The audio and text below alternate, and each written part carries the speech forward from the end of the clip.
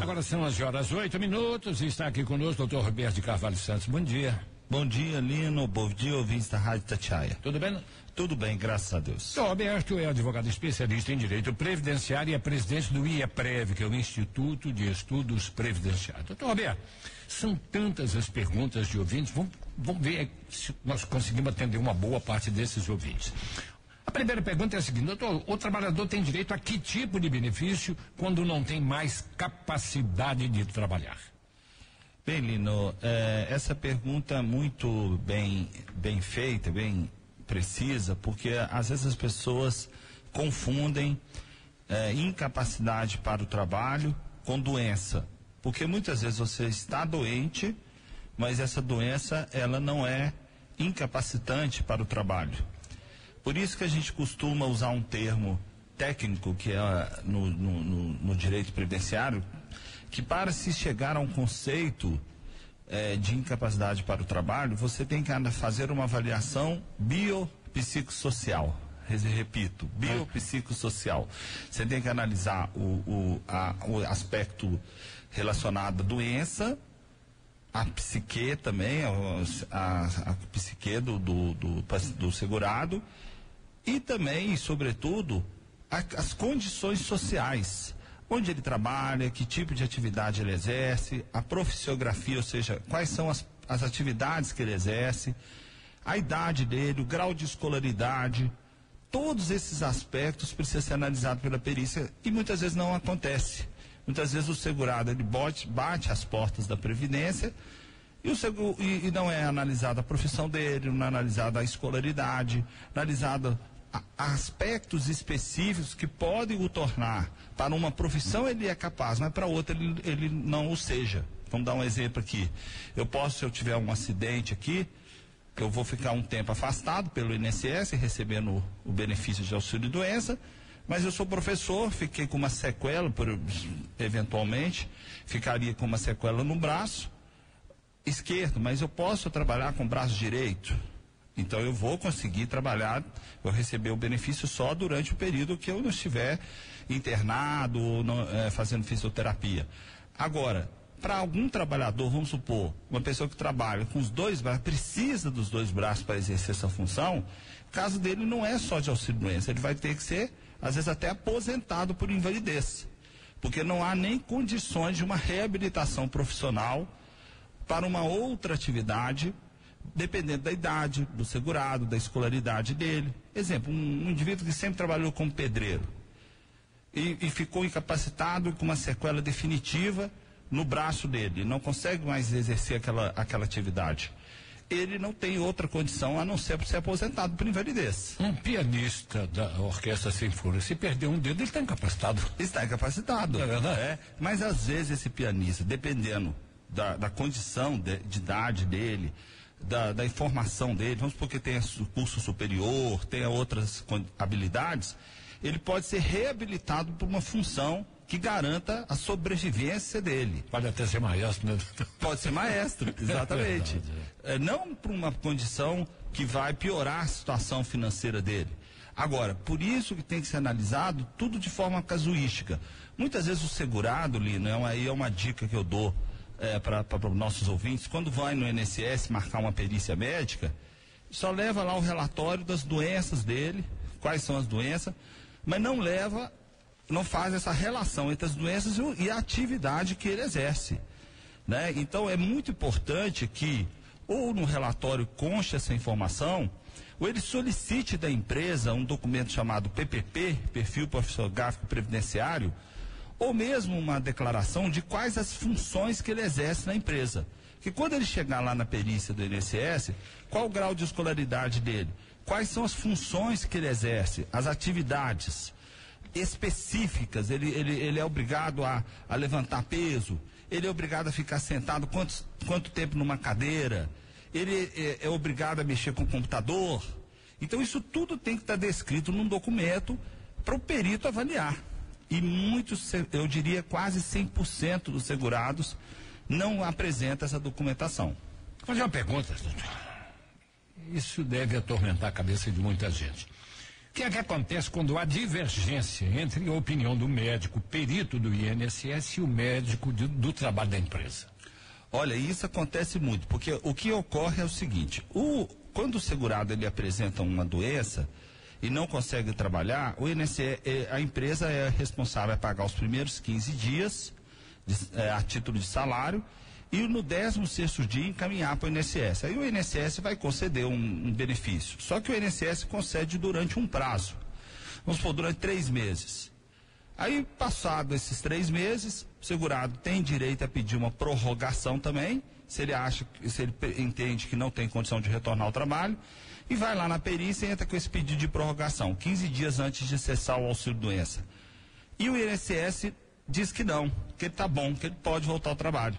Chega lá na empresa, para a empresa avaliar o segurado, o médico do trabalho da empresa, o médico do trabalho da empresa entende que ele não tem condição de trabalhar. Olha só, isso acontece muito. O segurado, ele volta para a empresa, mas a empresa não o aceita de volta. Ele vai no INSS, o INSS não concede o auxílio-doença. Ele fica no chamado limbo trabalhista e previdenciário, fica no limbo. Fica esquecido. Fica ali, sem salário e sem benefício. Nesse caso, ele deve buscar, obviamente, ele tem 2 caminhos.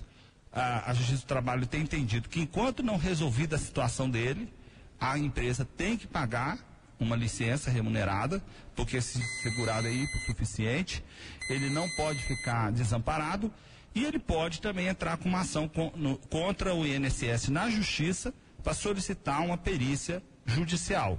E aí nessa perícia, se a perícia for favorável, ele volta a receber o auxílio-doença de acordo com o que o juiz decidir. Exatamente em cima disso aí que o doutor Roberto está falando, quando o INSS concede aposentadoria por invalidez, esse benefício é vitalício? Olino, essa é uma pergunta também agora na tal operação Pente Fino, né? Uhum. O INSS está convocando muitas pessoas que estavam aposentadas por invalidez. É uma pergunta muito recorrente. As pessoas acham que está aposentado por invalidez, acabou. Nunca mais vai ser convocado pelo INSS. Está errado. A lei estabelece que ele pode ser convocado, a não ser que ele tenha mais de 60 anos ou 55 anos de idade e tenha recebido 15 anos somado auxílio-doença e aposentadoria por invalidez. São as únicas 2 hipóteses legais. Ou tenha AIDS, HIV, são 3 hipóteses legais. Então a pessoa que tem foi aposentada por invalidez por HIV ou AIDS, né, o síndrome da imunodeficiência adquirida, a pessoa que tem mais de 60 anos e a pessoa que tem mais de 55 anos e recebeu, somado auxílio-doença e aposentadoria por invalidez, 15 anos. Tirando essa hipótese, o aposentado por invalidez ele pode ser convocado pelo INSS. E se convocado for, ele tem que demonstrar que não tem condições de exercer a sua atividade profissional anterior, né? Então é muito importante o segurado ficar atento, esse que não se enquadra nessas 3 hipóteses, porque ele tem uma situação em que a aposentadoria dele pode ser cancelada e muitas vezes esse cancelamento é indevido.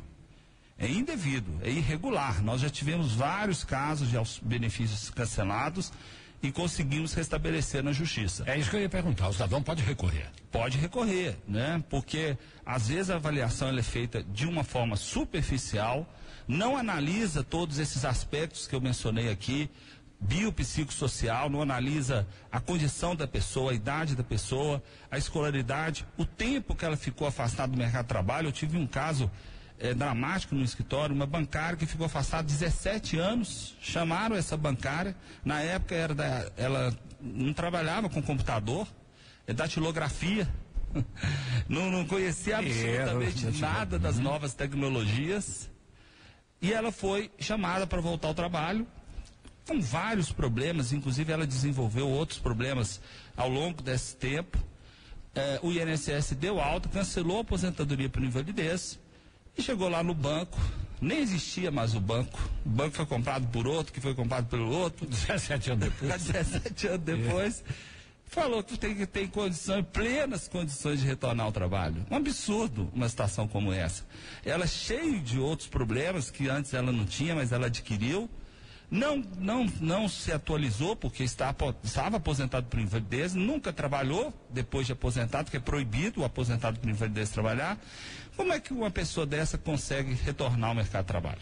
Então, Roberto, cada pessoa sabe das dores que o afligem. A pessoa que se sente prejudicada tem mais é que buscar o auxílio de um profissional, não tem?